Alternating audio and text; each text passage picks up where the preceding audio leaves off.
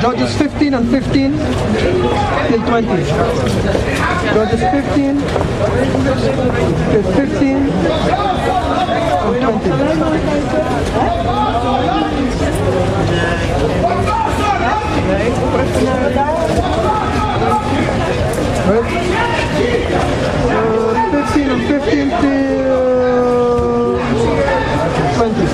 It says, and he found, it says, and he found a new jawbone of an ass, and put forth his hands, and took it, and slew 1,000 men therewith. Right? And he found a new and it says, and he found a new jawbone of an ass, and put forth his hand and took it, and slew 1,000 men therewith. So basically, it's also spiritual power. So he took a jaw of a donkey, right? And he slew the Philistine because they were making his life hard with Dinah, with a so-called African girl, right? So he has spiritual power as well. Right?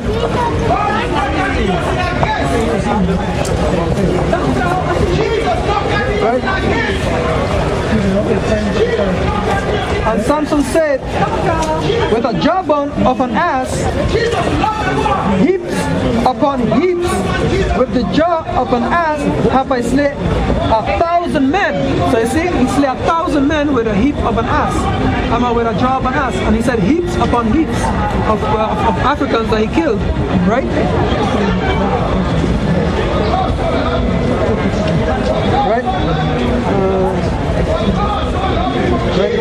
And it came to pass, when he had made an end of speaking, that he cast away the jawbone out of his hand, and called that place Ramah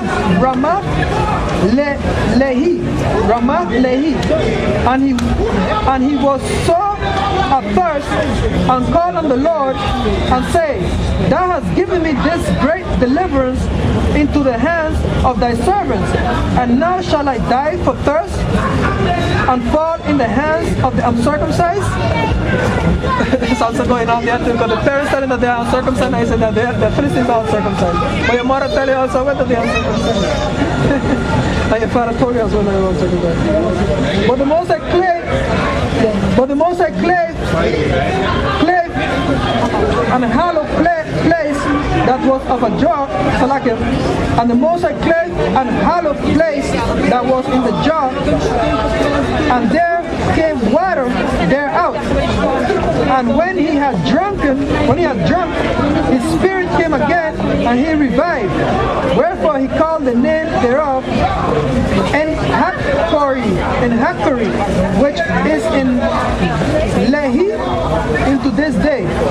And he judged Israel in the days of the Philistines 20 years. Right? So after he delivered us, and that deliverance there, because then he became a judge, because it's like he has spiritual power, so he became a judge of Israel. Right? So now from there, we're going to drop down to Judges 16 and 17 and 31. Judges 16 and 17. Okay. It says, Judges 16, 17 and 31. It says, that he told her all. Okay, so basically what happened here is that Samson, his power was in the vow that he made that you must not cut your hair because you have a vow of a Nazarene. You understand? So if you cut your hair, you break the vow. So when your hair grows, you understand? So when you make a vow to the Lord, you cut your hair, you break your vow. So in order for the vow to come back, in order for the vow to be established again, you have to let your hair grow again. So this is what's going to happen here, because the so-called African girl started deceiving him, right?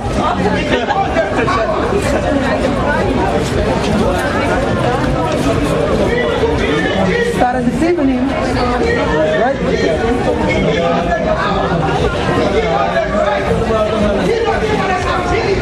Right? And it says, right? And this is the African girl trying to cut his hair, you understand?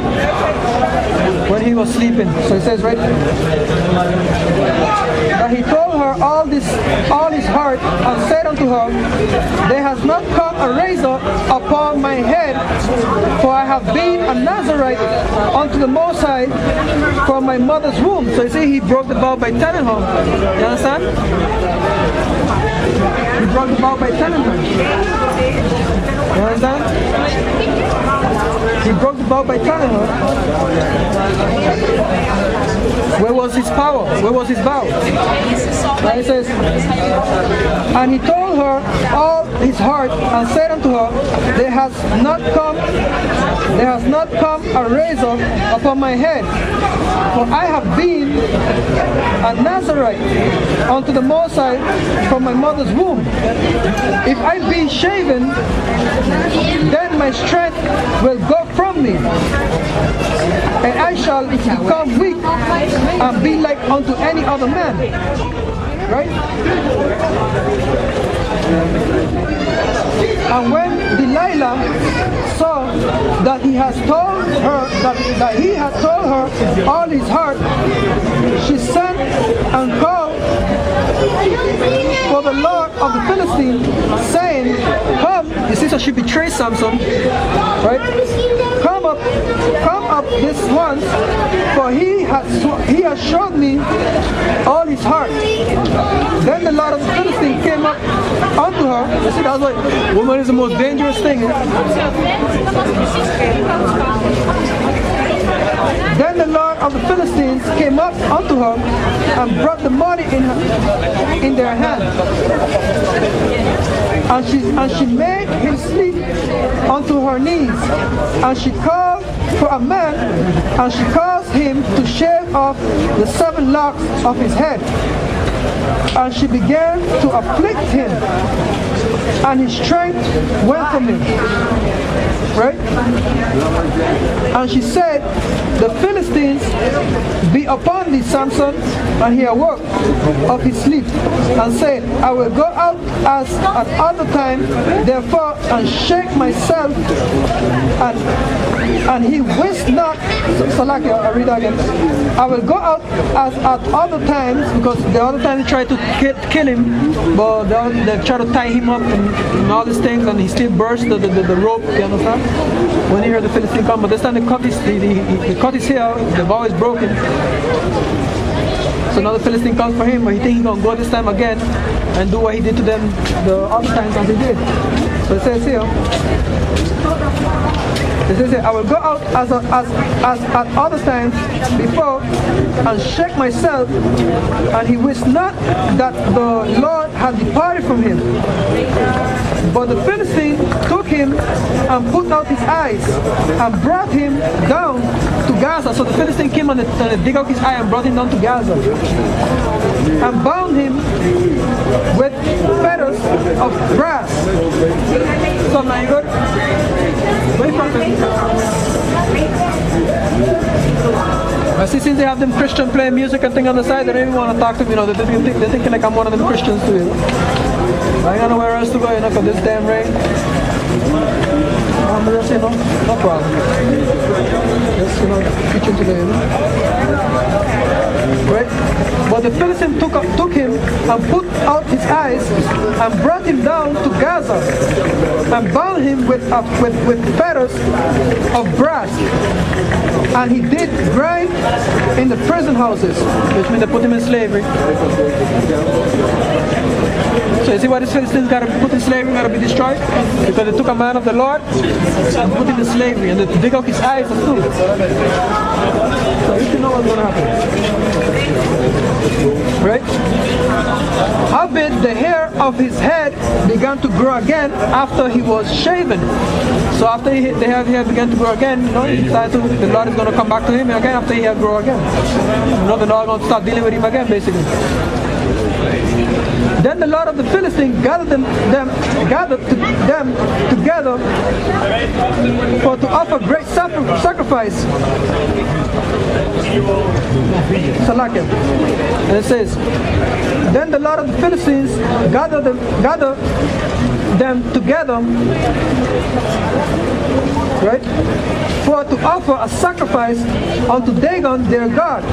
Dagon is what the Catholic Church the worship, is the fish god that they worship, with the head, is the fish god with the head and things, right? Right? That's why the Vatican have like that hat with like a fish head, a fish mouth, you understand? And it says, and to rejoice, for they say, our power has delivered Samson, our enemy, into our hands. So you see, these so-called Africans are our enemies. Right? These so-called Africans are our enemies. Right?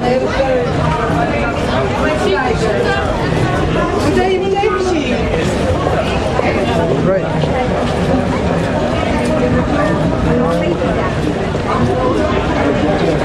And when the people saw him, they praised their power, they praised their god, their pagan god, Dagon.